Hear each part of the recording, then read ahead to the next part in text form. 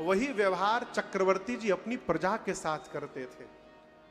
इसलिए प्रजा दिन रात महाराज के मंगल की कामना करती है। हमारे जीवन के प्रारंभ में, कथा क्षेत्र के प्रारंभ में मेरे पूज्य महाराज श्री ने हमसे एक बात कही थी, उसको मैं कभी भूल नहीं सकता।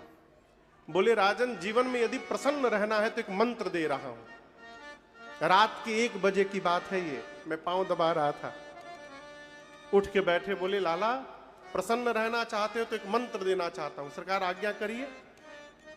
बोले, आगे चलकर भगवत बड़ी कृपा होगी तुम्हारे ऊपर बाबू, लेकिन जीवन में एक बात याद रखना, जीवन में यदि ऐश्वर्य बढ़े ना तो तुमको पूरे परिवार के लिए जीना है, पूरे परिवार के लिए करना है, और ये मान के करना है कि तुमको तो सबके लिए करना है, लेकिन तुम्हारे लिए केवल तुमको करना है और किसी को नहीं करना है। तुम करते रहो, ये आशा लगाकर जिस दिन करेंगे कि हम किए, सामने वाले ने क्या किया, उसी दिन दुखी हो जाइएगा। आप अपना कर्तव्य करते रहिए, सामने वाला यदि आपके लिए जी रहा है, ये आपका सौभाग्य है, नहीं जी रहा है तो भगवान से कहिए, प्रभु हमको इस योग्य बना के रखिएगा कि हमको किसी की आवश्यकता ना पड़े, हम अपने आप को संभाल सके। लेकिन आपको दिए हैं तो करते रहिए सबके लिए।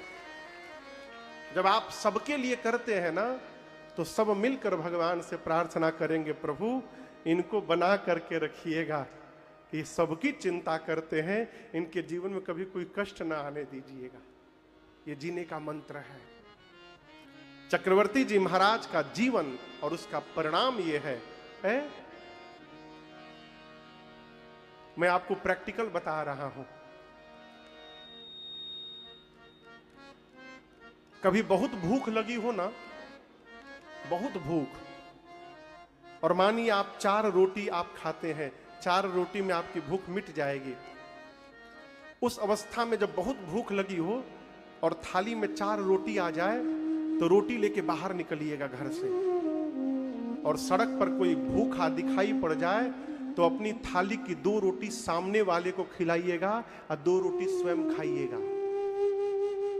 आप तो कहेंगे, महाराज हम तो आधे पेट रह जाएंगे, लेकिन 4 रोटी खाकर जो आत्मा को संतुष्टि नहीं मिलेगी, वो 2 रोटी सामने वाले को खिला करके प्राप्त हो जाएगी।